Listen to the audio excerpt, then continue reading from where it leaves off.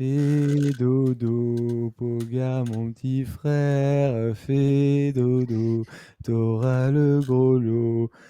Thibaut à Sochaux, il a mal au dos. Primoz est pas là, il prépare la Vuelta. Oh, Polo, il s'est endormi. C'est vraiment un gros bébé qui s'endort parfaitement à chaque petite berceuse. Comment ça va, Il est- mon gros bain? Moi, ça va. Il est parti, Polo, c'est incroyable. Non, moi, ça va très bien. Tu vois, j'ai mis ce petit maillot là de l'Argentine, encore plus beau qu'hier. Bon, alors c'est celui de Maradona de 94, mais voilà, c'est pour rendre hommage à l'Argentine, à cette victoire de Messi dans la nuit pour les quelques-uns qui ont peut-être regardé. Et d'ailleurs, je t'avais dit Robin hier, hein. Exactement, je m'en suis rappelé. Dis Il à y a un mec Polo ce qui que l'a j'ai dit dit. en Dis à Polo commentaire. ce que j'ai dit. Et quand on parlait du match avant de terminer l'émission hier, et Joseph, il m'a dit c'est Di Maria qui va mettre le but, ou en tout cas faire la différence pour l'Argentine. Et c'est vrai que c'est passé. J'avais même dit à Joseph, Di Maria, il sera remplaçant et tout. Qu'est-ce que tu racontes? Finalement, il a démarré titulaire pour, je crois, la deuxième fois de la compète.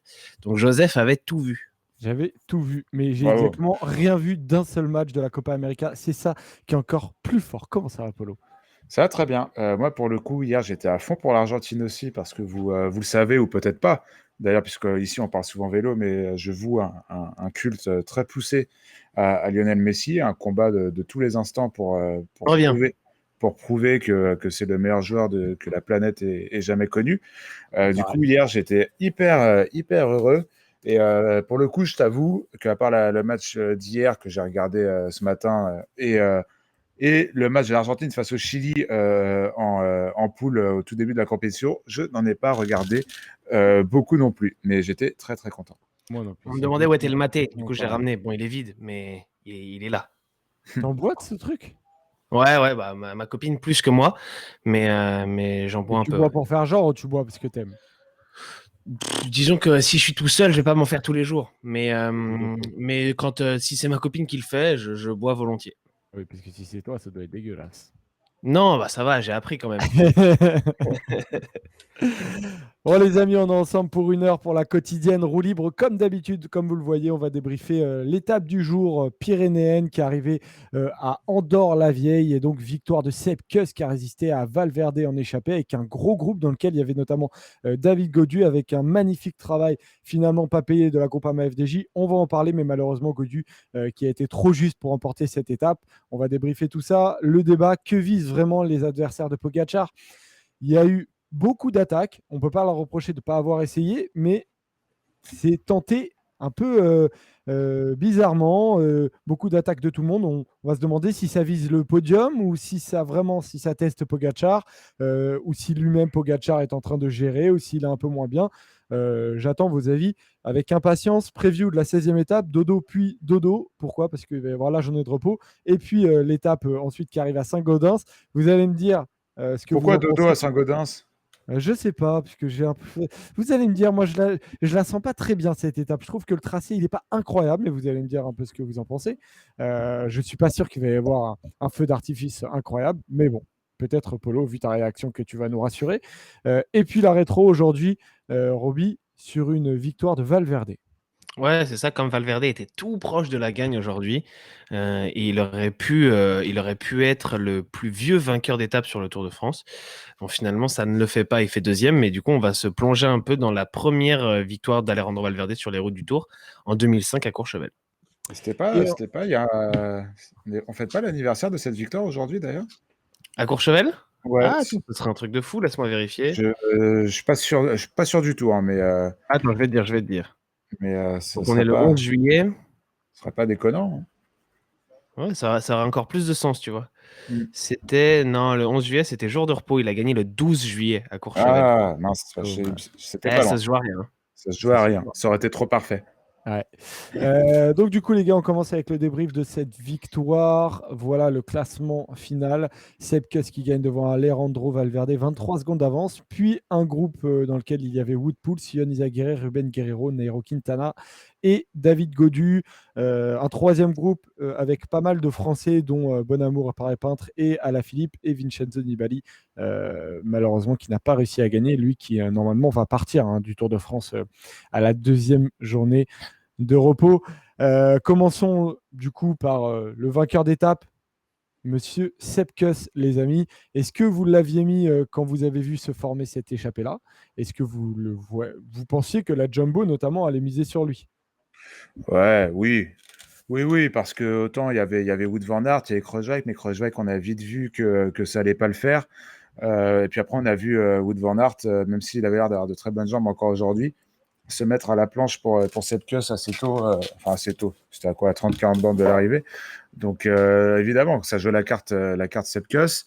Après, y croire ou pas, oui, évidemment, dès que Sepkus est dans le bon groupe, dans une échappée au long cours, même parfois avec les favoris, notamment l'an passé, on se demandait si c'était pas l'un des meilleurs. Alors, dans un groupe comme ça, sachant qu'on sait que c'est quand même un mec qui a déjà gagné de belles victoires, que ce Après, il y avait quand même soit, des cadors dans l'échappée. il avait des clients, mais il faisait Ouais. partie de la shortlist, quoi.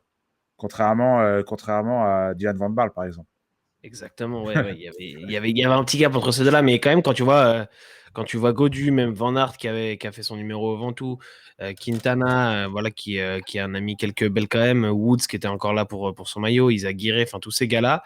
Je vais pas refaire toute la composition de l'échappée, mais Kuss, c'était un des mecs sur qui tu pouvais mettre une pièce, le mettre dans la shortlist, comme dit Paul, mais c'était pas forcément moi le favori numéro un que j'avais. Et quand j'ai vu notamment la forme de Quintana et ses petites attaques successives, j'aurais plus mis honnêtement en cours d'étape mes billes sur Quintana et finalement c'est Kuss qui était le plus fort. Alors après, il a aussi profité du fait que ils étaient en surreprésentation avec Jumbo-Visma et qu'il a pu un peu brouiller les pistes, contrairement à Quintana, où tout le monde a pu lire un peu sa tactique et qu'est-ce qu'il faisait là.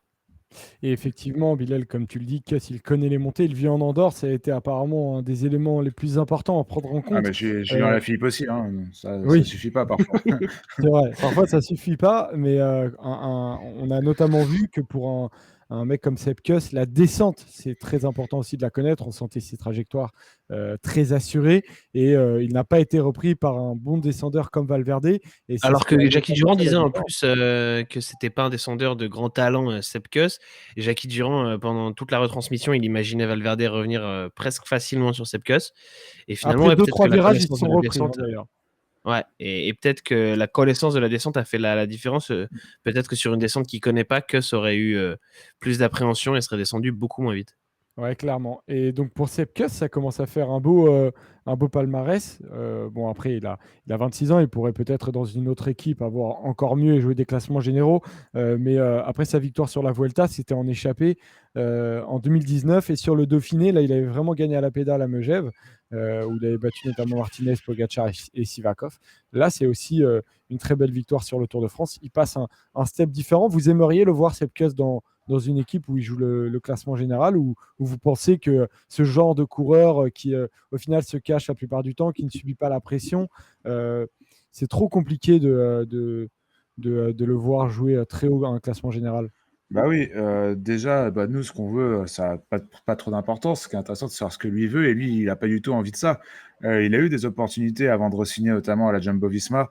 Il aurait pu avoir une opportunité dans une autre équipe de jouer sa carte personnelle, mais il a re-signé à la Jumbo-Visma avec tous les leaders qu'elle comportait. Donc voilà, cette classe, ça lui convient très bien d'avoir ce rôle de super coéquipier à qui on donne des bons de sortie de temps en temps.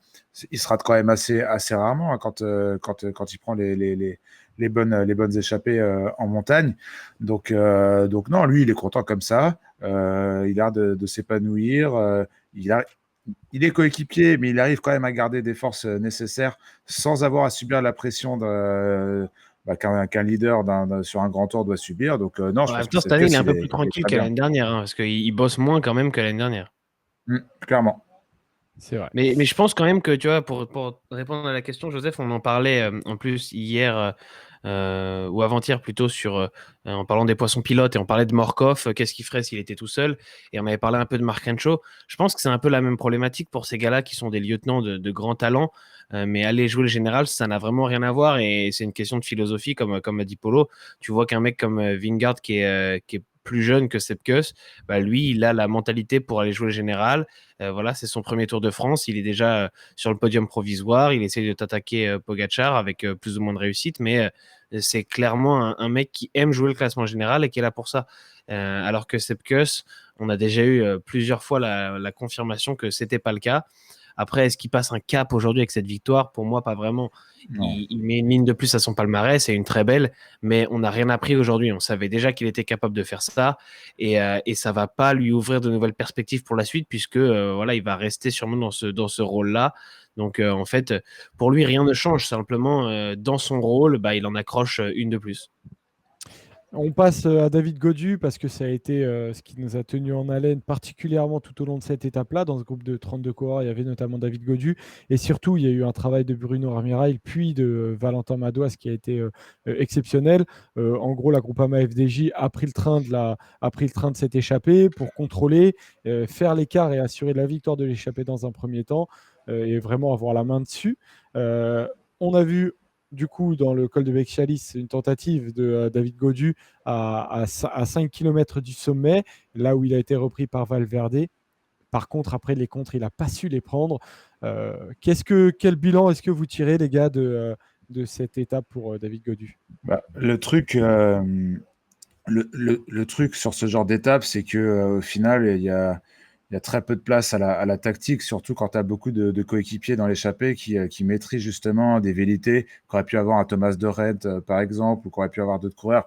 Là, pour le coup, l'objectif, c'était vraiment d'amener David Godu et tout le monde dans le dernier col, et que les mecs se battent à la pédale. Et à la pédale, on a eu un David Godu en forme parce que il avait de sacrés clients autour de lui. Mais on a vu un David Godu légèrement moins fort qu'un Kuss et qu'un Valverde. J'ai cru un moment, Apollo, Moi, avant j'ai l'attaque cru. de Kuss. Moi, j'y croyais. Hein. Je le voyais fort. Il faisait pas trop Juste après que d'efforts. Quintana ait craqué, là. Bien emmené par ses coéquipiers. Il n'a pas fait d'efforts de la journée. Il n'a pas perdu d'influx, comme vous voulez, les gars, pour aller faire les différents classements de la montagne ou quoi que ce soit. Il était bien, mais il lui a manqué ce petit quelque chose. C'est une très bonne étape de David Godu. Faut dire les choses.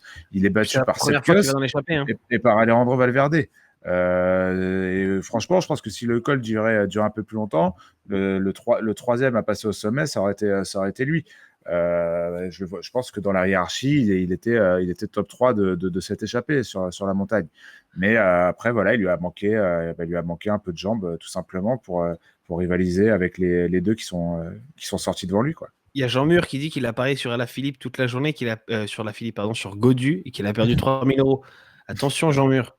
Faut y aller tranquillement sur les paris. Là. C'est clair. Surtout avec la forme de David Godu qui n'est pas assurée non plus. Il revient à peine de gros problèmes gastriques. Mais bon, en espérant, Jean Mur, que tu as une belle banque. Parce que 3000 balles, ça fait cher pour une seule étape. N'essaye pas de te refaire à tout prix sur la prochaine étape. Hein. Ouais, C'est voilà. clair. Ne joue Là, pas c'est sur tranquille. Valentin Madouas. Du coup, les gars, on va passer au débat parce que dans cette échappée-là, à moins que vous vouliez ajouter quelque chose sur un coureur, je ne sais pas, sur Alaphilippe par exemple, qui a tenté, mais il n'y a pas grand-chose à dire, sur Wout van Aert, mais on peut en parler dans la chatroom avec cette bagarre pour le maillot à poids. Dans cette échappée-là, il y a je ne sais pas s'il y en avait un que vous attendiez particulièrement. Je remets le classement final.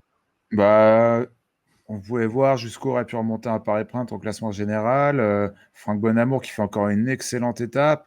Et puis ouais, Julien Lafilippe, encore une fois, qui est dans l'échappée, mais qui ne pèse absolument pas sur la course une seule seconde, quoi. Donc, Est-ce que tu es surpris que ce soit un petit peu dur pour lui? En plus, là, pour le coup, il est bah, accompagné de purs grimpeurs, quoi. Enfin, on il en a, y a quand même bien un sûr, plateau de mecs censés être plus à l'aise que lui en montagne. on en a parlé avant-hier, je sais plus exactement, il me semble que c'était avant-hier quand on a parlé de Julien. Voilà, il en fait beaucoup. Il en fait beaucoup. Tu vois, l'étape de Saint-Gaudens, c'est une étape parfaite pour lui. Pourquoi se mettre dans l'échappée aujourd'hui? Mais peut-être parce qu'il doit croire en ses chances et qu'il a envie d'animer la course, il a envie de se faire plaisir. Voilà, on ne va pas refaire le débat qu'on a eu, mais c'est encore des cartouches de gaspiller pour Julien. Ouais, c'est possible. On avance, les gars, du coup, avec ce débat qui va concerner, du coup, la course qui a eu lieu entre ses favoris.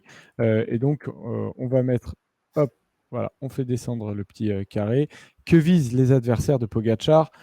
Pourquoi? Parce qu'aujourd'hui, personne n'a réussi à détacher Pogačar de la roue, malgré un certain nombre d'attaques. Déjà, le classement général à la suite de cette étape-là, Guillaume Martin a complètement explosé dans une descente. Vous allez me dire ce que vous en pensez. Il faudra qu'on en sept parle de ça places. aussi. Il perd 7 places, il se retrouve 9e. Du coup, tout le monde gagne une petite place. Et Rigoberto Urán reprend sa 2e place. Tadej Pogacar a toujours son avance. Et derrière, ça se tient vraiment dans un mouchoir de poche. Alors, la question que j'ai envie de vous poser, les gars, c'est selon vous, vous êtes Rigoberto Urán, vous êtes Jonas Vingegaard, vous êtes Richard Carapaz.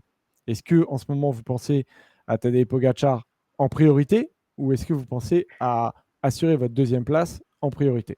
Bah, tu veux y aller, Robin? Parce que je prends toutes les premières paroles depuis tout à l'heure, ça va peut-être être un peu Ouais, vas-y, frustrant. pas de souci.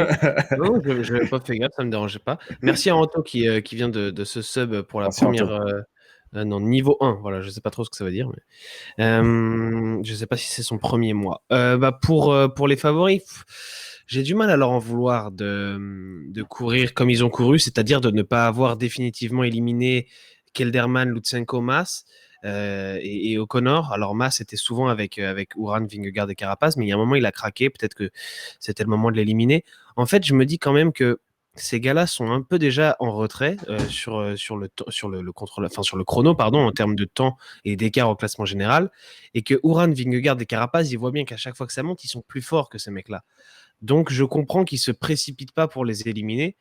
C'est pas comme si Uran, Vingegaard ou Carapaz, on va dire les trois qui sont le mieux placés pour aller jouer la 2e place et le podium. Si l'un des trois se retrouve un peu distancé, je pense que là les 2 autres vont rouler pour l'éliminer ou en tout cas lui reprendre le plus de temps possible. Sauf que là les 3 sont toujours restés ensemble. Donc finalement, quand Uran attaque, quand Vingegaard attaque, quand Carapaz attaque, moi, je ne sais pas s'ils essayent vraiment de faire vaciller Pogacar ou s'ils essayent de faire sauter le 2e, le 3e, le 4e. Carapaz, il est 4e aujourd'hui. Et il roule moins bien, théoriquement, que Uran et Vingegaard. Donc peut-être que quand il attaque, en fait, c'est pour faire sauter Uran et Vingegaard. Et qu'il s'arrête, quitte à laisser revenir Lutsenko et Kilderman, parce qu'il voit qu'il ne lâche ni Uran ni Vingegaard et que du coup, ça ne sert à rien. Et qu'il va retenter plus tard et que c'est ça sa stratégie. C'est dur à savoir et c'est dur de dire qu'ils font une erreur pour moi et qu'ils courent mal. Parce que de toute façon, je pense que Lutsenko, il va pas venir prendre la 4e place de Carapaz. Je mets Polo juste avant que tu dises, je rappelle juste les faits de course pour ceux qui n'ont pas pu suivre totalement, que voilà, Carapaz a essayé à 3 km du sommet de Becchalis. Ensuite, il y a eu un moment vraiment de calme. On a même vu Kelderman prendre la tête et faire le tempo du groupe maillot jaune. Vingegaard a attaqué à 1 km de l'arrivée, un peu comme au Ventoux d'ailleurs. On a même vu Uran, et là j'ai vu qu'il y a Bilal qui a dit, je ne sais plus qui a dit, j'ai touché les réglages de ma télé pour voir s'il n'y avait pas un problème. Et après, du coup, et avant, c'est Guillaume Martin qui a explosé. Mais voilà, ils ont un peu tous tenté. Et toi, Polo, pour toi, ça n'a pas vraiment suffi, selon toi, à te satisfaire vraiment? Non, je m'en satisfais pas, mais comme le disait Robin, j'ai pas l'impression que tactiquement il y ait eu une erreur de la part déjà de Uran, Carapaz et Vingegaard qui avaient l'air d'être les plus forts derrière Pogacar aujourd'hui ou avec Pogacar, c'est un autre débat. J'ai pas l'impression qu'ils roulent pour essayer d'aller chercher Pogacar. J'ai l'impression qu'ils roulent pour essayer de s'assurer la meilleure place possible sur le podium. Et là, pour le coup, je rejoins Robin. Par contre, là où il y a un problème, c'est le niveau intrinsèque des mecs. C'est pas possible. J'ai l'impression Et comment tu peux leur reprocher ça? je leur reproche d'être pas assez fort. C'est terrible, hein. Ok, ouais. Non, mais c'est pas vraiment un reproche. Mais le problème, c'est que comment l'expliquer? Non, mais moi, je le comprends. Parce que, par exemple, quand tu regardes une Coupe du Monde, tu veux un niveau Coupe du Monde. Quand tu Ouais, regardes, voilà, c'est tu exactement vois, ça, Joseph. C'est ça, l'idée. je J'ai l'entends. pas l'impression que face à Pogacar, on est les meilleurs coureurs de la planète. Alors, il y a plein de raisons. Il y a ceux qui ont fait le choix du Tour d'Italie. Il y a ceux qui ont eu des blessures et des pépins sur tout ce Tour de France. Je pense aux coéquipiers de Carapaz ou à Primoz Roglic, qui devait être surtout à Primoz Roglic, qui devait être l'adversaire numéro 1 de Pogacar. Le fait est qu'aujourd'hui, Pogacar, il est un ton au-dessus que tout le monde. C'est-à-dire que même quand il y a des jours de moins bien, il est au même niveau que le mec qui Mais a ça, tu penses réussi que à le ça va mettre un peu en s'inverser? difficulté. Hein? Parce que ça, on l'a vu dans les Alpes et on se doutait quand même que ça allait pas vraiment s'inverser. Même si Pogacar est peut-être un peu moins fort ces jours-ci, tu vois que quand il attaque Aujourd'hui, il lâche personne. Au Ventoux, il s'est fait lâcher par Vingegaard avant de revenir. Donc peut-être qu'il est un peu moins fort que dans les Alpes. Mais moi, je me doutais bien que le rapport de force n'allait pas s'inverser au point qu'à la moindre attaque, Carapaz, Uran et Vingegaard allaient lâcher Pogacar. Non, mais c'est clair. Mais du coup, moi, ça me frustre un peu parce que j'ai envie d'en vouloir à personne. Tu vois, dans la photo qu'on voit là, Joseph, Vingegaard, Uran et Carapaz ont essayé. Ils ont notamment Carapaz a beaucoup fait rouler son équipe. Il a mis une grosse attaque pour faire la première différence. Vingegaard a Henrik Mas, il essayé. a beaucoup fait rouler aussi pour pas une Même attaque. Uran. Ouais, mais Henrik Mas, autant on peut se foutre de la gueule de la tactique. Là, j'ai l'impression que c'est une question de jambes. Alors j'espère, parce que pour le coup, Henrik Mas, il n'est pas sur ce Tour de France, c'est pareil. Le, nos débriefs seront les mêmes, etc. On le cite jamais. Et puis après, voilà, derrière, Kelderman, Lutsenko, O'Connor aussi, qui s'est pas mal accroché. Mais voilà, ça fait un peu plateau de seconde zone, quoi. Donc c'est de la faute de personne. Alors ça, c'est vrai, c'est de la faute de personne. Mais ça fait plateau de seconde zone derrière le seul coureur de taille patron capable de gagner un grand tour. Dans ce groupe-là, c'est Tadej Pogacar. Le reste, ça fait coureur de deuxième division, quoi. C'est dur à dire, hein, un peu mais ça peut-être fait à la croisée des chemins. plateau Vuelta, nous dit Bilal. C'est un peu ça, c'est un plateau Et, Vuelta, en fait. mais même sur la Le Vuelta, problème, c'est. vas-y. Vas-y, Joseph. Non, je faisais juste un petit topo sur les coureurs qui se sont battus pour des victoires sur des grands tours dernièrement et qui semblaient quand même au même niveau les uns les autres. En troisième semaine, Lopez notamment, lui a chuté. Froome, sa carrière est terminée. Adam Yates a rejoint Ineos et donc tu ne peux pas non plus. C'est aussi un problème que tous les meilleurs aillent dans les mêmes équipes. Ça aurait été intéressant de voir Damiette sur ce Tour de France. Après, Exactement. la compo était parfaite Là, c'est ça, pour malheureusement, Ineos, tu peux pas leur en vouloir. mais là, on est frustré de ne pas avoir un Damiette Mais avec tu ce te début de retrouves saison avec qu'il a un fait. Porter Geraint Thomas qui chute certes, mais qui sont aussi vieillissants. Bernal aussi, et tu as raison, Paul choisit le Giro. Roglic, c'est vraiment la frustration parce que lui chute. Et même un Tom Dumoulin qui rejoint la Jumbo et donc Roglic. Alors, les raisons de sa dépression ne sont pas vraiment connues, mais tu as quand même tous ceux en fait qui pouvaient se combattre parmi les meilleurs, ceux qui en gros te faisaient comprendre qu'ils étaient au niveau des meilleurs coureurs du monde ne sont pas là. Donc oui, un Tom Dumoulin Prime, c'est sûr qu'aujourd'hui, il peut aller emmerder un Tadej Pogacar, Robin. Oui, alors sur les qualités Dur en à dire, hein. montagne, quand même, j'ai un petit Ouais, doute, mais moi aussi. Non, mais sur ça, à le 2 chrono, minutes, oui. il n'aurait pas perdu autant de temps, hein. Ah, je Ouais, sais il pas, aurait hein. pas perdu autant de temps. C'est la fiction, là, mais Ouais, je sais pas, hein, Dumoulin, on l'a vu sur un Tour de France qui a été gagné notamment par Geraint Thomas. Sur un Tour d'Italie où il gagne en 2017, j'ai un mini doute devant Nibali. J'ai un Nibali doute sur Quintana, je lui. crois. Pour moi, c'est Donc, Nibali Quintana sur le il podium. s'est pas frotté vraiment à un très grand Roglic ni à un très grand Pogacar. Après, voilà, il n'y a pas de secret, hein. Uran, il a fait deuxième du Tour et deuxième du Giro, mais c'est plus le grand Rigoberto Uran. C'est déjà une petite surprise qu'il soit là. Vingegaard, c'est un jeune qui est en train de monter, qui sera peut-être un prétendant pour une victoire finale dans quelques années, mais c'est pas encore le cas. Henrik Mas, on le connaît. Et ensuite, il reste que Carapaz, qui est en fait un mec qui a l'habitude de se battre pour des victoires sur les grands tours. Et encore, l'habitude de se battre, ça lui est arrivé 2 fois. Il a gagné un Giro et il était à la bagarre avec Roglic sur la Vuelta l'année non, mais dernière. c'est peut-être le seul Carapaz qui n'apparaît vraiment pas à son niveau, peut-être C'est le seul, en tout cas, qui a un statut espéré. différent. Niveau statut, c'est le seul qui a gagné un grand tour comparé à Vingegaard et à Uran, à Mas et à tous les gars qui Voilà, suivent c'est dans le vrai. top 10, hein. Je Et suis même, sûr même que chez Lopez, hein. Ineos, on est déçu du niveau de Carapaz, Paul. Exactement. Le problème de Carapaz, c'est pas qu'il n'arrive pas à suivre Pogacar dans les Alpes. Le problème de Carapaz, c'est qu'il n'arrive pas à faire des différences avec un coureur comme Lutsenko ou Ben O'Connor ou Wilco Kelderman. Il est là le vrai problème pour cette équipe Ineos et pour son leader Richard Carapaz. Nous, quand on a fait nos previews, quand on a un peu analysé le début de saison, les formes des uns et des autres, les équipes des uns et des autres, on sait que Carapaz, en montagne, il va être difficilement manœuvrable. Le problème, Il c'est était que très fort au Tour de Suisse, hein. il était très fort autour du Suisse, mais face à qui? Face à Uran. Et là, Uran semble plus fort que lui, voire aussi fort, voire plus fort que lui. Donc c'est compliqué, mais après c'est les formes du moment. C'est un Tour de France, il faut être bon tout le temps, il faut être à son meilleur niveau tout le temps. Et à ce petit jeu-là, on va pas reprocher non plus à des gars comme Kelderman ou comme Lutsenko ou Vingegaard d'être eux à 100 voire 110% de leur capacité et du coup de jouer en tête avec les cadors du peloton et avec un Pogacar qui pour le coup lui a même pas à forcer son talent pour maîtriser un peu tous ces petits gars-là quoi. En plus, je sais pas ce que vous en pensez, mais j'aimerais avoir votre avis sur les stratégies d'équipe qui sont assez inhabituelles, et notamment pour Ineos et la Jumbo-Visma, qui envoient quand même pas mal de coureurs dans les échappées, et notamment pour la Jumbo. Alors, ça a été dit que c'est Wout van Aert qui l'a dit que c'était pas du tout prévu qu'il se retrouve à 3 en échappée et qu'il n'y ait plus que Mike Tennyson qui soit avec Wingard. Mais c'est quand même hyper risqué.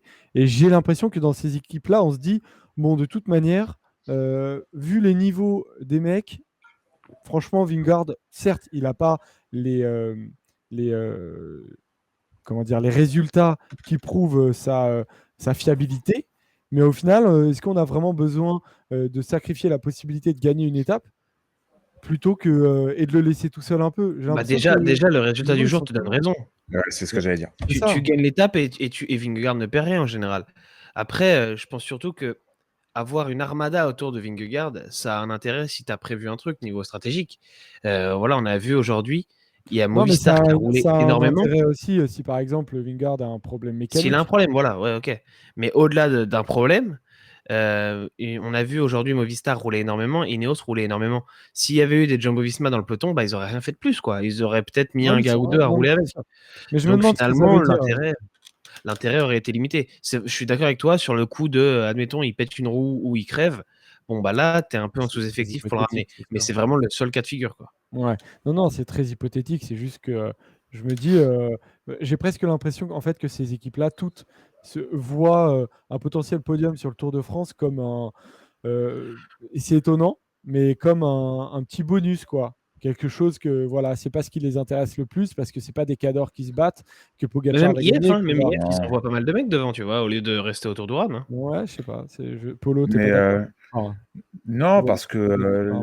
l'étape du jour a prouvé que avec un, voire deux coéquipiers, parce que Kruijswijk se relève assez tôt, enfin se relève ou pas d'ailleurs, euh, bah, tu peux quand même t'en sortir. Pogacar a été rapidement essoufflé dans cette étape. Tu peux t'en sortir, évidemment. Il faut que tout se passe bien, etc. C'est Mhm. un petit risque à prendre. Mais quid de l'aide d'un Wout van Aert ou même d'un Kruijswijk finalement qui n'est pas le Kruijswijk de 2016, 2017, 2019 même, puisque Kruijswijk était excellent sur le Tour 2019. Je pensais à son Giro 2016.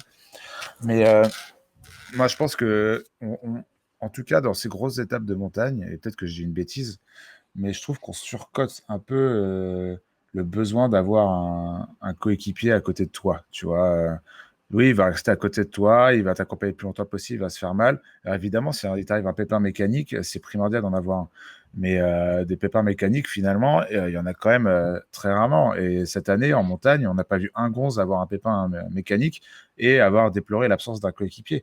Donc aujourd'hui, certes, ça ne devait pas être prévu de voir trois jumbo dans l'échappée. Euh, D'ailleurs, même au niveau du scénario, ça ne servait à rien d'en avoir trois dans l'échappée.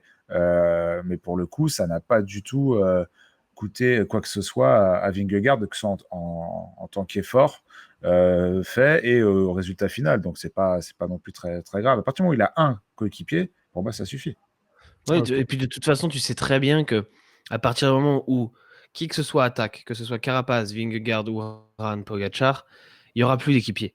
Et tu le vois aujourd'hui, on a eu toute une partie de l'étape, on s'est dit oh, attention, Pogacar il a plus d'équipiers.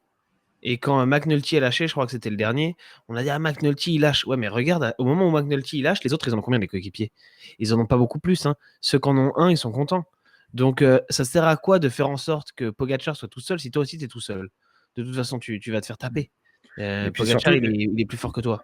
Les gars dans le chat me disent, mais si, mais pour le ravito, pour l'eau, etc. Mais oui, mais là, je vous parle vraiment dans la dernière ascension, quand ça joue des coudes, que tout le monde est au train, que ça roule très vite, Et etc. on n'a plus le droit de s'alimenter dans les 20 derniers kilomètres Et et dans les descentes, on rappelle. c'est là Hein, que je donc, parle. Évidemment que sur 180 km, un mec peut pas rester seul. Et Vingegaard ne l'était pas seul aujourd'hui non plus. C'est ça que je veux dire. Il avait Mike Tennyson, qui est un super capitaine de route, un très bon poisson pilote, un mec rapide et un super coéquipier. Il l'a déjà prouvé ces 2 dernières années.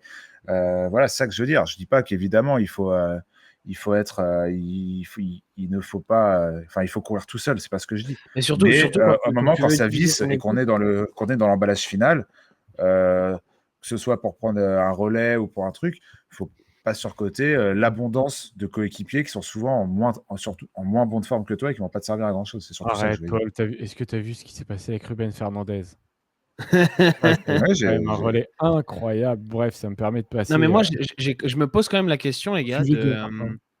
d'Ineos, par exemple, la stratégie du jour, tu vois. Ils sont en surnombre. Là, il y a quelqu'un qui me dit Ineos, dans le final, ils étaient quand même plusieurs. Oui, c'est vrai. Ça a servi à quoi? À rien. Parce ouais. que la stratégie, si je comprends pas, c'est de rouler super fort. De faire péter plein de gens. Ok, tu fais péter plein de mecs, c'est génial. Il reste plus grand monde dans le peloton. Et il reste ton leader, Carapaz, et il reste Pogacar. C'est quoi l'idée, en fait? Est-ce que tu te dis, on va faire lâcher Pogacar au train comme ça, en faisant rouler Kwiatkowski? Ou Non, mais même si tu Geraint mets Thomas? ça, après, si tu mets un gros rythme, tu te dis, si par hasard il est en difficulté, sa seule faiblesse potentielle, c'est qu'il fasse chaud.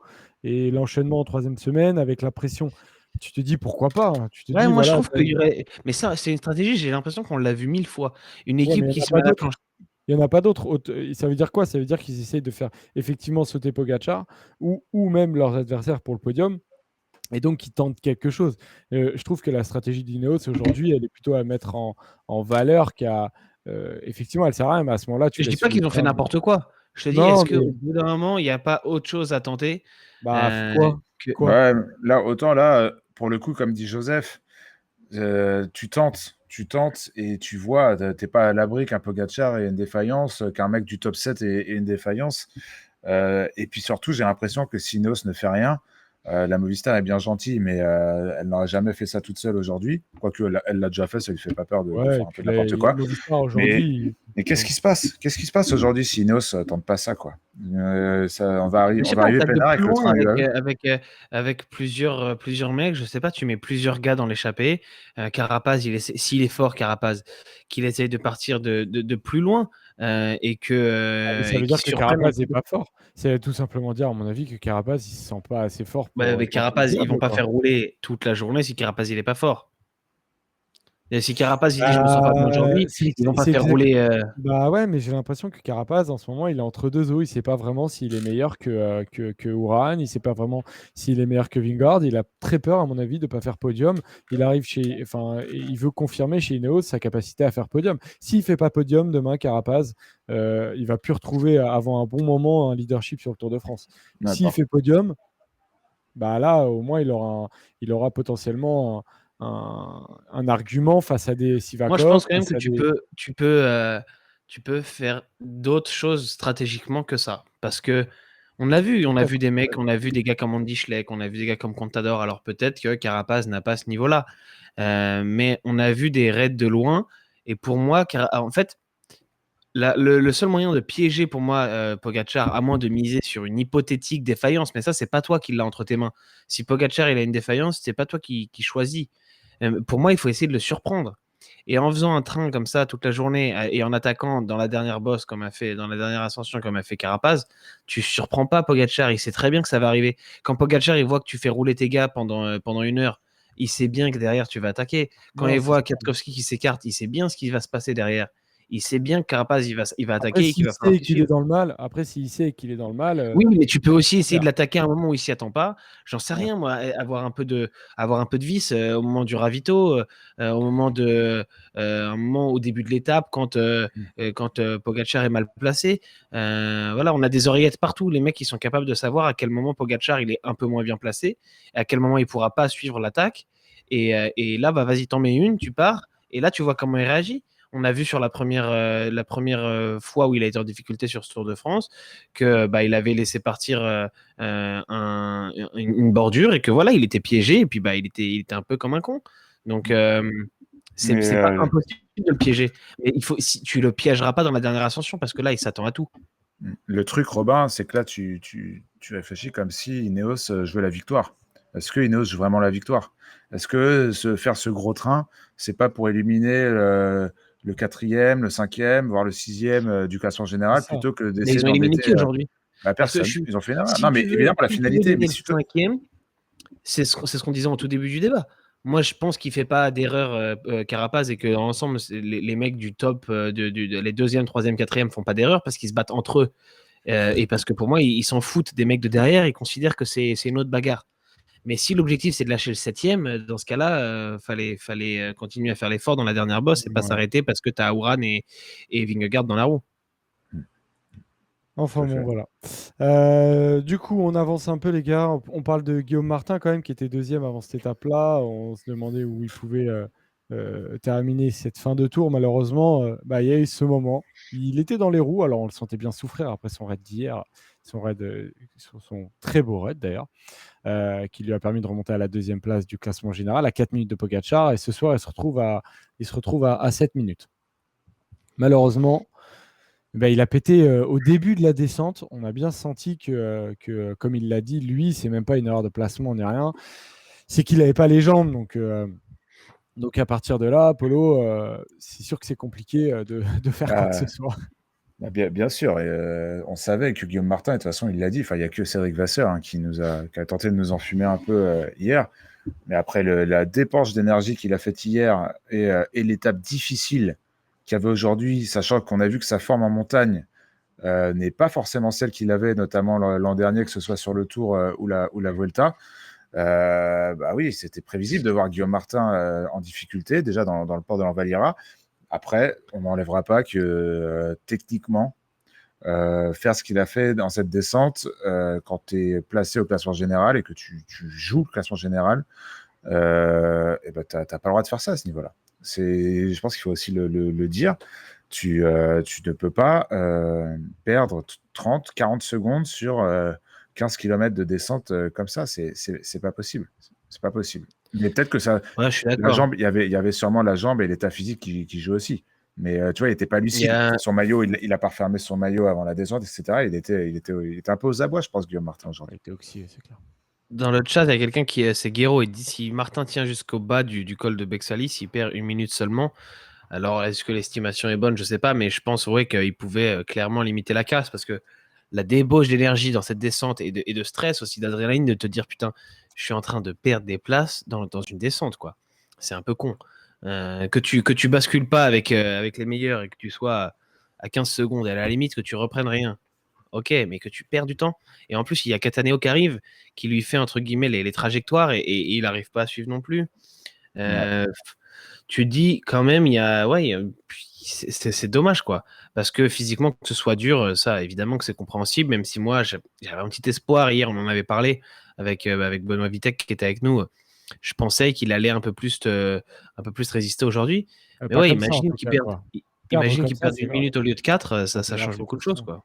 Ouais. Ouais. Après, voilà, l'objectif, c'est le top 10. Et vu que, comme disait un mec dans le chat, il y a 11 coureurs qui jouent une place au général dans ce Tour de France, ça devrait quand même aller. Il devrait quand même faire un bon résultat. Mais Ouais, attends, voilà, c'est pas gagné. Hein. il a quand même 6 minutes d'avance sur Cataneo quand même. Cataneo Ouais, roule 5, vite. ouais, 5. Ouais, Cataneo roule vite. Ouais, c'est pas gagné encore. Tu me Disons que diras. la journée de repos arrive à point nommé, quoi. Ouais, heureusement. Heureusement, ouais. Ouais. Mais même ça, tu vois, il y a 11 personnes qui jouent le classement général.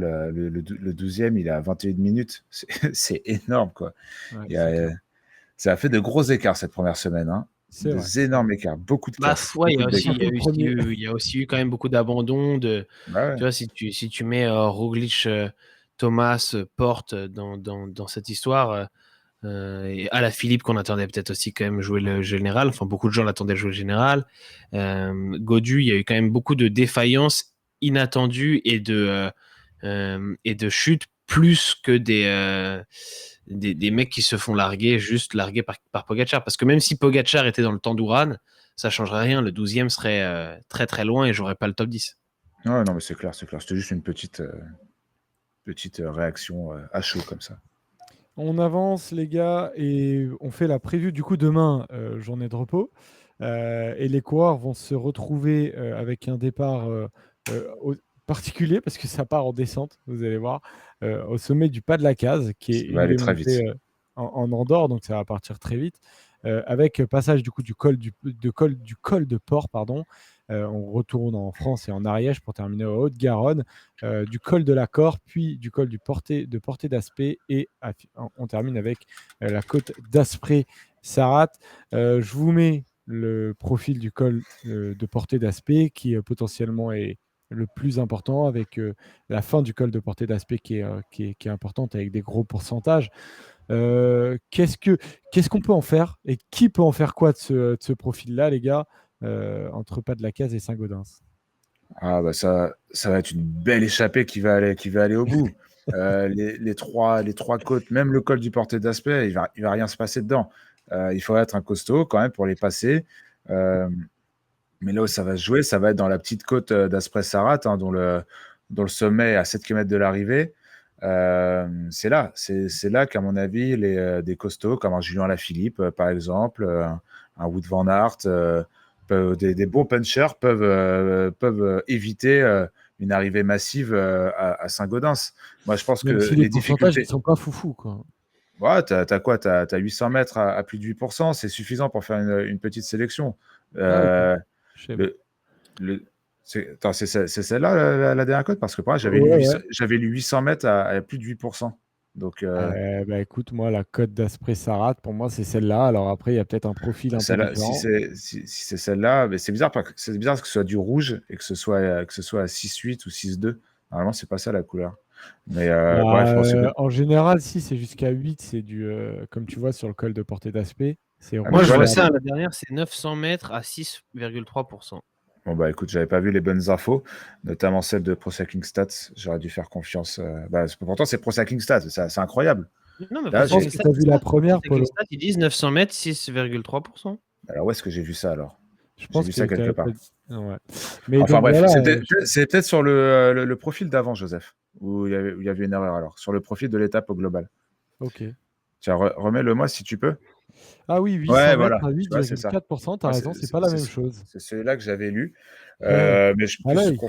j'ai plus faire confiance à la Flamme Rouge et à pour Cycling Stats. Enfin bref, pour le coup, ça va être moins sélectif que prévu. Mais quoi qu'il y ait, je pense que les trois cols du jour vont être quand même bien escamotés, hein.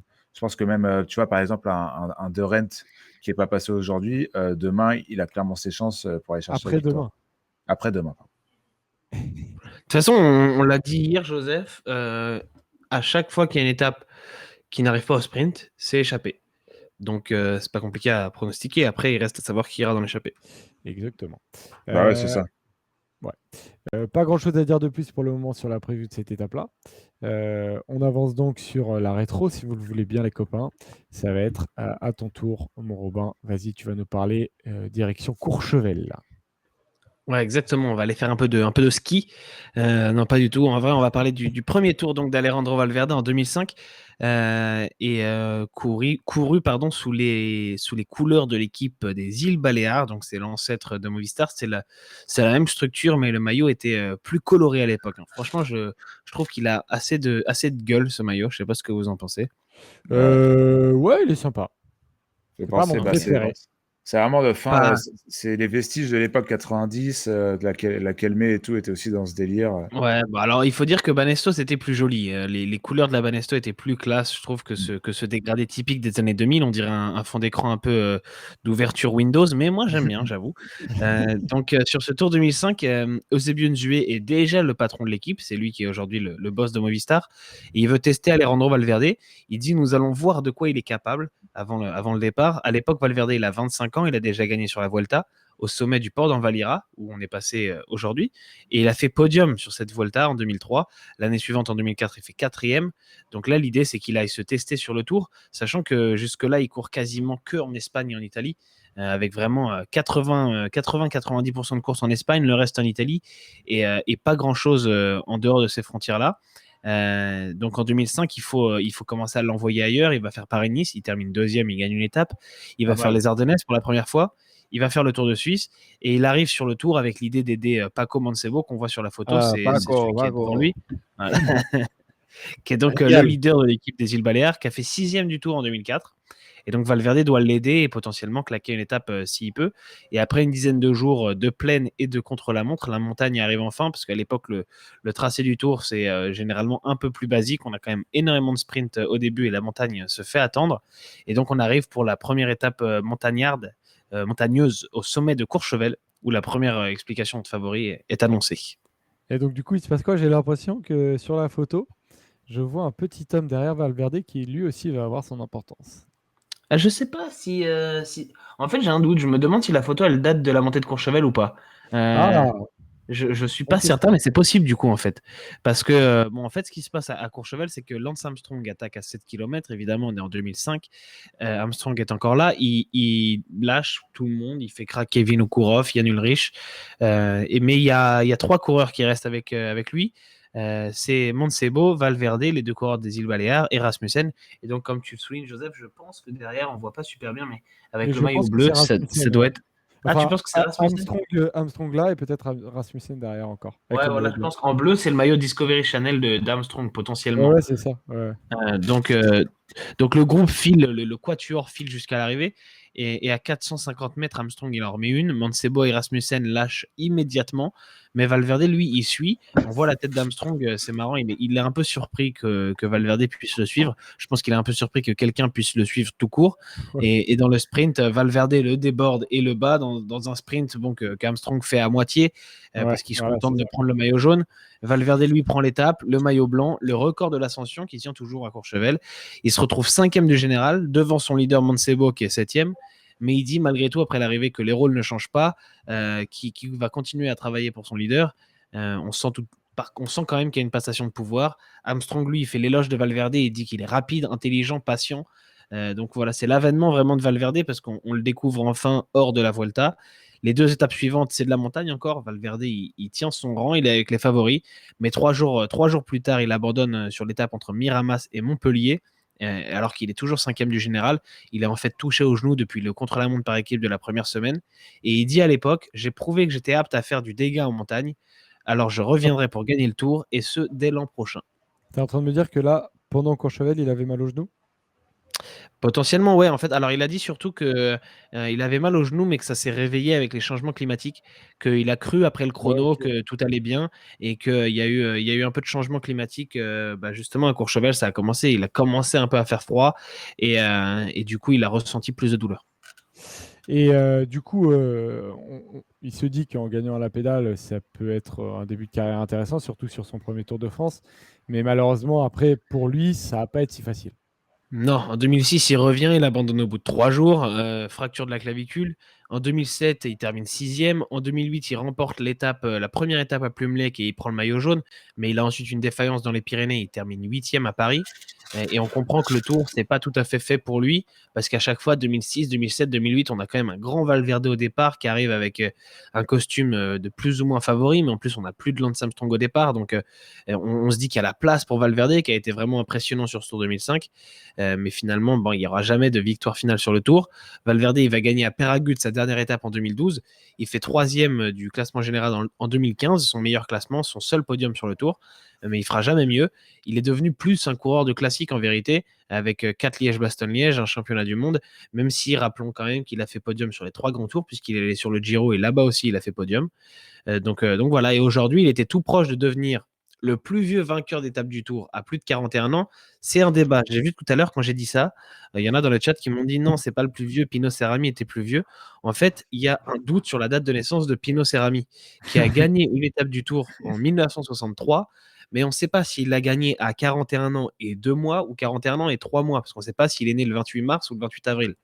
Donc, selon la date de naissance réelle de Pino Cerami, Valverde aurait pu devenir ou non le plus vieux vainqueur d'étape sur le Tour. Et aussi, selon cette date de naissance, Valverde est ou non le plus vieux coureur à obtenir un podium sur le Tour de France, puisqu'il y a Raymond Poulidor qui l'a fait à 40 ans, il y a Jens Voigt qui l'a fait à 40 ans, et à 41 ans, ils sont deux, Cerami et Valverde, mais du coup, on ne sait pas qui est le plus vieux.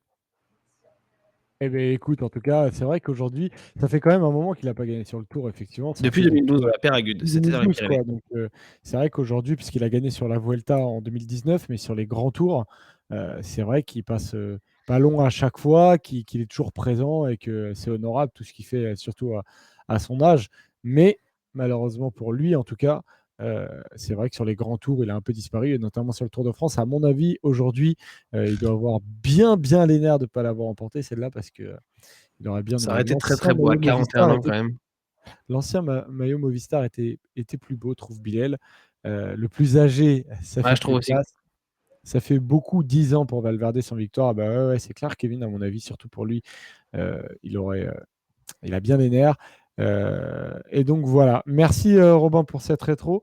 Du coup, tu vas avoir un petit jour de repos demain, comme nous Ouais. tous. Et puis tu reviendras J'ai plus prévu tard. des trucs pour les Pyrénées. Ah, Là, j'ai un peu prévu à l'avance. est-ce que tu as prévu Mais par j'en dis rapport à pas ce que trop. je t'ai envoyé Non, là? Aussi, oui. Non, c'est vrai? ah, ça tisse comme ça. Ouais, je vois. Je suis en train de taffer le truc pour voir s'il y a assez de Génial. matière pour en faire une rétro complète. Ah, génial. Franchement, je N'en je sais disons pas pas ce que trop. c'est. Ouais, non, disons pas trop, vous allez voir, c'est assez intéressant. C'est assez ouf comme histoire. On avance du coup, les amis, avec la chatroom. Vous pouvez y aller, vous pouvez Posez poser vos vos questions. questions. Vous aimez pas le maillot Movistar actuel? Si, moi je le trouve très bien. Si, il est Moi, sympa. Moi, Il pas est trop. sympa, Honnêtement, je préfère hyper celui que tu as reconnaissable. montré sur la photo de Valverde, là, tu vois, en vert. Ouais, mais celui-là aussi est très bien, mais j'aime bien les deux, quoi. C'est des Ouais, maillots, tu changes c'est un des maillots peu. hyper reconnaissables, qui ont une histoire. Enfin, Je suis d'accord. pour le coup, non, j'aime bien. Ouais, moi aussi. Votre avis sur le maillot à poids, votre maillot favori? J'ai besoin de me refaire. Ah, Alors, Ça, c'est je très mets risqué. le, Moi, je veux pas être responsable de la chute de Jean Mur. non, mais je mets le classement Jo- pour le maillot à poids. D'ailleurs, Wood Pulse John qui est Wall. désormais à 74 points, avec Woods à 66 points et Quintana à 64 points. Et Wood Van Aert, aujourd'hui, s'est mêlé à cette bagarre. Et c'est pour ça qu'il est à 64 points.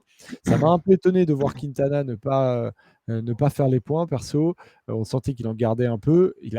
J'ai l'impression qu'il a un peu couru n'importe comment aujourd'hui, ou alors peut-être qu'il avait des moments vraiment très bien, des moments vraiment pas bien. Bref, c'était pas très clair ce qui s'est passé. Aujourd'hui, pour vous qui semble le mieux armé, même si c'est toujours hyper dur à lire ce maillot-là. Oh, C'est c'est un peu dur, dur. hein. Moi, Moi, je dirais pas Quintana, parce que Quintana, je non. pense qu'il se concentre sur une victoire d'étape. Et aujourd'hui, on l'a vu, il n'a pas spécialement travaillé pour aller prendre les points. Mais entre les trois autres, c'est dur, hein. Entre Van Aert, Pouls et Woods, je dirais que Woods a fait énormément d'efforts déjà pour finalement ne même pas avoir le maillot actuellement. Donc je dirais Pouls ou Van Aert en vérité. Ouais, Mais moi en fait, j'ai l'impression que Van Aert va le gagner, mais j'ai pas trop envie d'y croire tant que je le vois pas. C'est très bizarre comme situation. Euh, c'est le- Il a cette pointe de vitesse pour aller chercher les points, même si Pouls l'a bien emmerdé aujourd'hui. Il a ce coffre pour passer la montagne sur 3 semaines et plutôt bien la passer, comme on l'a vu notamment l'an passé, comme il a l'air de nous montrer qu'il est capable de le faire encore cette année. Même si au final aujourd'hui il a quand même vite bâché. Pouls comme Woods ont fait énormément d'efforts, que ce soit des efforts malins ou des efforts moins malins. On a vu notamment Wood Pouls faire des raids solitaires assez débiles. Pareil, Michael c'est Woods, ça, tu te dis autant d'efforts pour ne même pas avoir d'avance c'est au ça. classement ou pour même pas être premier pour Woods. Ça, C'est tu te dis ça. quand même, Michael c'est Woods, hyper son dur. étape du Grand Bornand, il a vraiment tout donné de chez tout donné. Très difficile à pronostiquer. Tu sais quoi, je vais dire Van Aert. Ouais, le Je- seul truc pour Van Aert, c'est est-ce qu'il sera vraiment devant régulièrement. C'est Doc Doc qui dit ça dans le chat. Il faudra être devant quasi tous les jours dans les Pyrénées, enfin dans la dernière semaine. Et ouais, est-ce que Van Aert, on va À lui partir du donner moment où il, sa à partir du place. moment où il le joue, il va faire les sprints, etc., et il est à peine 10 points de Wood Pouls, C'est ce que je me suis dit il, aujourd'hui il aussi. en fait son objectif. C'est clairement son C'est ce que je me objectif. suis dit. Donc, ce sera intéressant de suivre ça. Question suivante, les amis. Hop, attendez, je sors juste de cette fenêtre-là, pardon. Est-ce que vous mettez qui en super combatif du tour pour l'instant? Alaphilippe, Van Aert. Moi, je mettrais bien Van Aert. Van Aert, ouais. Après aujourd'hui, Van Aert, quoique, ouais, Alaphilippe fait beaucoup d'efforts aussi. Alaphilippe fait Bonamour. bon amour. Tu sais quoi, si tu peux récompenser Franck Bonamour, hein, parce qu'il fait quand même un magnifique Tour de France. Je trouve qu'il a un peu la gueule du super combatif plus qu'un Van Aert et des Alaphilippe qui, eux, donnent beaucoup, mais qui étaient plus ou moins attendus dans un registre un peu dans celui-là. Donc, Ah, Van Aert, tu l'attendais comme ça? Moi, je l'attendais à la Philippe, mais Van Aert, pas tellement. bah, quand tu vois ce qu'il pouvait faire, En fait, non, pas dans ce registre, t'as raison. Je le voyais plus, Van plus Aert, sur il les venait pour sprints le maillot vert, il massifs. finit par le Ouais, maillot à poids. non, clairement, t'as raison. Plus à la Philippe. Après, on nous cite Woods dans le chat. C'est pas mal, Woods aussi. Woods, Ouais. bon amour, j'aime bien. Mais Il y a une question, est-ce que le super combatif, ça doit récompenser un mec qui a gagné ou est-ce que tu vas plus sur un gars qui n'a pas eu la chance de gagner, tu vois? Mm. bah, c'est ça, un mec comme Franck Bonamour qui fait un super tour, qui fait toujours de très belles échappées. Complètement inattendu. Euh, est-ce que tu vas pas récompenser un gars comme lui plutôt qu'un Julien Alaphilippe qui est là tous les jours? Enfin, je sais pas. Parce que pour le coup, Julien, il a très peu de réussite, mais il est là Mais il tous est là les tous les jours. jours, quoi. Il est là tous les jours. Donc, C'est vrai. en soi, plus on y pense, plus Julien serait logique dans ce classement. Dernière question de la chatroom. Pour revenir à hier, question de Bladfield qui l'a posée un peu plus haut, elle m'intéressait. Incroyable de découvrir que Mollema court depuis 2 ans sans compteur au feeling. C'est vrai que c'est assez dingue ça. C'est Julien Bernard qui a raconté qu'il est chiant parce que du coup, tous les 15 km, il arrive et il demande quand est-ce qu'on arrive, quand est-ce qu'on arrive, il reste combien de kilomètres, comme le gamin au fond de la voiture qui ne sait pas où on en est. Mais c'est vrai que c'est beau, on voit que c'est encore possible, quoi. Ouais, et c'est bizarre hein, parce que c'est quand même quelqu'un qui a un très beau palmarès, donc peut-être qu'il y a un peu léger rapport de cause-effet. Moi, je dis toujours, quand tu te pars dans des raids comme ça, euh, tu as besoin quand même de savoir où est la ligne d'arrivée, le temps qui te reste, etc. Mais lui, pas du tout, donc c'est quand même assez Après, dans les surprenant. 25 dernières bornes, tu as des indications, tu as les panneaux. Ouais, mais psychologiquement, enfin moi, quand je faisais un peu de course, etc., ça me saoulait quand je devais attendre les panneaux tous les 5 km C'est pour vrai. savoir où j'en étais. Mais après, c'est au choix et à la sensibilité de chacun. Mais pour le coup, moi, si j'étais coureur, j'aurais du mal à faire sans, quoi. Ouais, c'est vrai. Moi aussi, je trouve ça très beau et c'est vrai qu'il a notamment gagné le Lombardie sans compteur et s'il le fait pas, s'il court sans Après, compteur depuis 2 ans, c'est hyper compatible aussi avec son retour en tant que victorieux parce qu'il y a 2 ans, je me rappelle qu'on se souvenait de Mollema plus, c'est vrai, comme un loser, hein, on va pas se mentir. Il n'avait pas la réputation qu'il a aujourd'hui de vainqueur ouais, mais coupable. il avait aussi avant, il jouait quand même beaucoup les classements généraux, donc Mais ça c'est avait peut-être un pas changement de grand-chose à voir. mentalité globale, c'est ça que je note. Voilà, ça va ensemble, mais du coup, le côté de loser, c'était un peu parce que il craquait souvent en troisième semaine des grands tours, et il avait aussi des galères, des chutes, machin. Mais c'était pas le même style de coureur. C'est pas comme s'il courait de la même façon et qu'avant il perdait, maintenant il gagnait. Il y a vraiment eu un changement quand même sur ces dernières années. Et il y a juste une question qui est apparue dans le chat et qui est pas bête, c'est est-ce qu'il a quand même une oreillette et est-ce qu'il écoute ce qu'on lui dit, parce que ça peut quand même pas mal compenser Eh ben, le fait de ne pas avoir de C'est clair. compteur. Alors eh oui, ça ben, veut eh dire que tu sais pas ben, combien tu as de watts, etc. Mais ça veut dire qu'on peut te dire à combien tu es de l'arrivée. eh ben, figure-toi que hier, il y avait des communications hyper compliquées aux oreillettes. C'est ce que disait Jasper Stuyven du côté de la Trek. Donc en fait, personne ne savait vraiment dans son équipe où il en était. Et lui-même n'entendait pas vraiment ce que disaient D'accord. Donc tu vois que même Ah, mais je suis contact pas avec... surpris qu'il ait pu gagner hier sans compteur ni sans oreillette. Mais je me demande si à l'année, il a des directeurs sportifs qui le tiennent au Ah oui, courant de tous ces trucs-là dans l'oreillette. vérifier. Ou, tu vois. Ok. Quiz, les copains. Allez, Allez, c'est parti. On ferme du coup les ordinateurs, les amis. Ah non, on peut pas. Du coup, non, pas nous, non. quiz aujourd'hui, il y a 5-3 ou 6-3 pour Robin. À mon avis, il y a 6. Hein. À mon avis, il y a 6, hélas. Après, D'accord. avant-hier. Vous connaissez tous la réponse. Ouais, mais j'aurais pu faire un sondage pour demander. Ouais, c'est vrai. Alors, Allez. aujourd'hui, c'est un questionnaire sur Monsieur Richard Virenque. 10 Là, questions sur Richard Virenque. Alors, hop, je note vos petits prénoms. Première question. Combien de maillots à pois sur le tour? 7. Égalité. Non. Moi, je pense qu'il y a égalité. De toute façon, on sait très bien que. J'ai l'impression que je le dis bien avant, mais après, il y a le délai et tout. Mais c'est Non. ouf, là, parce que là, pour le coup, j'ai quand même l'impression d'avoir été avant. Bon, Je vais pour voir ce que moi, dit le chat, mais allons sur l'égalité, c'est pas grave. Ça allait vite. c'est Polo c'est devant, sorti. d'après Dagui. Parce que moi, j'ai attendu la fin de la question aussi. Ouais, d'accord. Polo devant, Robin, VAR. Bon, ce sera VAR. Sondage, Polo. Allez. Je mets un sondage. Ouais. Ah bah, Joseph en Non, premier. mais mettez C'est vrai. égalité, c'est fair Polo play. De toute sans façon, aucun doute. Ouais, Ouais, je on sais. met- On le savait tous les deux et on le savait en une Voilà, c'est seconde ça. tous les deux. C'est ça. Je mets quand même un sondage pour la forme, mais on se dit égalité. Non, mais après, ça, attendre la fin des Il y a questions, Emeric qui est complètement partial dans le chat là. ça m'étonne pas. Et allez suivre d'ailleurs la chaîne d'Emeric, qui régale toujours.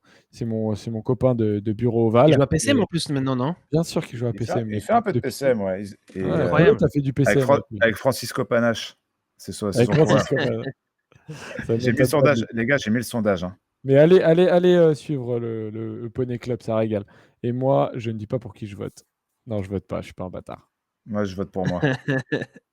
De toute façon, on s'en fout, il y a égalité. Ah Allez, bah vas-y, on y va. non, si on met un sondage, on respecte le choix le choix du chat, hein, les copains. Donc c'est pour ça. Ah, ok. Le chat est présent. Moi, quand je fais appel à un ami, j'écoute mon ami, sinon ça sert à rien de l'appeler. Mais il a pas mis égalité dans. Ah ouais, mais c'est ça, mais c'est l'un ou l'autre. Il n'y a pas de juste milieu. On n'est pas. Ah, j'ai oublié encore l'égalité. Ah merde, dommage.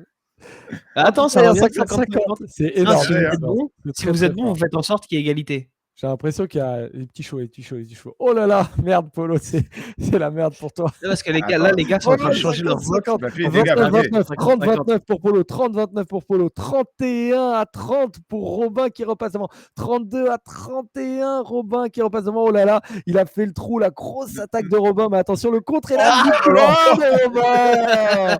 La victoire de Robin, 51%, Ah, Ça, c'est 49%. ton karma, Polo, pour pas avoir mis égalité. Énorme, énorme. Moi, j'ai dit égalité, j'ai juste proposé le sondage 34 pour à rigoler. 33, c'est très beau. Bravo les C'est amis, bravo le chat, incroyable. vous avez régalé. Allez, Ouais, question 2, égalité. 1-0 pour Robin. Bah, honteux. Année- Honteux, merci les gars. Année de son meilleur classement général. 98. 97. 2-0 pour Robin. 98, il le fait pas le tour, il se fait Il virer. le finit N'importe pas, quoi. N'importe quoi, Paul. Oui, il le finit pas. Donnez-moi une victoire. Histoire. Mon Ventoux. Pardon. Mon Ventoux, c'est bon. Histoire, c'est pas bon. C'est des Saint-Flour. Saint-Flour 2004, je crois. C'est Histoire Saint-Flour, l'étape. Qu'est-ce que je suis con. Mon Ventoux. Donnez-moi une autre victoire. Courchevel. Courchevel. 2-2. Voilà. Hein? C'est qui? C'est en même temps ou pas? Non, c'est Paul largement avant. Ah, bah, merci quand même, merde quoi. Je peux pas me faire voler tout le temps dans ce quiz. Donnez-moi une autre victoire. Morzine. Ah, ok. Il a Là, lu il le y chat. avait- donc je suis il y sûr. avait des- Oh, Il y en avait deux. non, ça va. Il y en Ça, avait ça, deux ça, avant. je le sais. Une autre victoire. On a dit quoi? On a dit Ventoux? On n'a pas dit Ventoux. Si, je l'ai dit en premier. Vous avez dit Morzine, Ventoux, Courchevel. Il en manque 3. Je sais pas si- Saint-Flour, du coup. Saint-Flour. Ouais. Voilà. Bravo. Allez, on arrête pour les victoires. Il restait Cauterets, Luzardiden et Courchevel, on a dit, je crois. Ça fait 3 partout. Quand je trouve une réponse, je lis le chat maintenant. C'est terrible. Non, comment non. ce chat n'a pas confiance en moi, quoi. Quel a été le meilleur résultat de Richard Virenque sur un mondial? Troisième. Quatrième. Bravo, Polo. Quand Luc Leblanc est champion du monde. Tout à fait. Bien joué. Ça, je l'avais pas précisément. Donnez-moi Festina 98, un équipier de Virenque. Christophe Moreau. Moreau. Ah là, c'est dur parce que, en fait, Polo, tu dis Christophe. Et Ah du oui, mais coup, moi, je cite Robin les dit prénoms, en fait, Moreau, au bout d'un moment. Moreau en même Et, temps.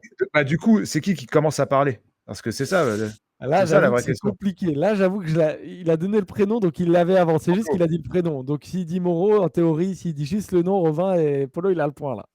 Ça fait 5-3. Non, mais attends, c'est terrible. Il y a vraiment un décalage parce que j'ai vraiment l'impression de le dire bien avant, quoi. Enfin bref, on s'en fout. Dans quelle équipe a-t-il terminé sa carrière? Quick step. Bravo. Ouais, bien joué. Ça fait J'avais 5-4. un doute. J'avais un doute.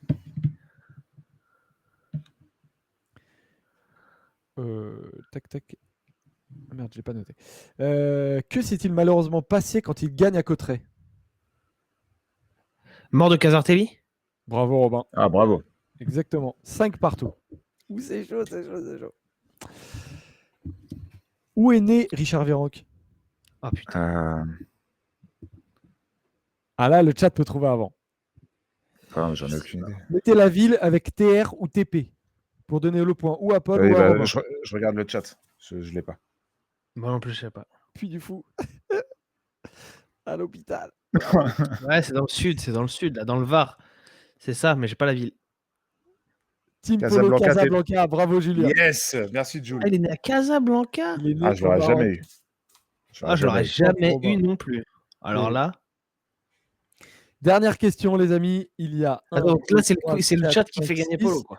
Non, Un, bah, deux, c'est normal, trois, quatre, j'ai été cinq. volé. J'ai été volé sur les premières questions. Et ça fait La première 6-5 question. pour Paul. Dernière question, bien évidemment, comme d'habitude. Putain, allez. Elle vaut 2 points. Quelle course française d'un jour Virenque a-t-il remporté? Grand Paris Prix de Tour. Plouay. Paris Tour. Mais non, mais je suis trop. Bravo Polo. Et qu'on vient de me dire que j'ai regardé le chat maintenant. Qu'on vient de me le dire, celle-là. Je la sors direct, la question, moi. Ah, bien joué, bien joué, bien joué. Effectivement, J'ai bégayé, Casablanca, je voulais c'est pas aller trop dans le vite. Var, mais apparemment, il n'a jamais fait de géographie, Romain. Non, mais je pensais qu'il était varois, Virenque. Ah, ok, d'accord. Je savais pas. Bravo, du coup, Polo. Non, pas Ah, de je suis suite content. aujourd'hui. On varie un peu les plaisirs, Zdenek. Voilà, ça arrive. Hein, c'est Aujourd'hui, mérité, j'ai fait t'as un fait. quiz de Charles pour essayer J'étais de pas changer. assez vif. Félicitations, Polo. Du coup, tu reviens à 6-4 dans ce Putain, c'est grand bon, ça. combat. C'est du bien, coup.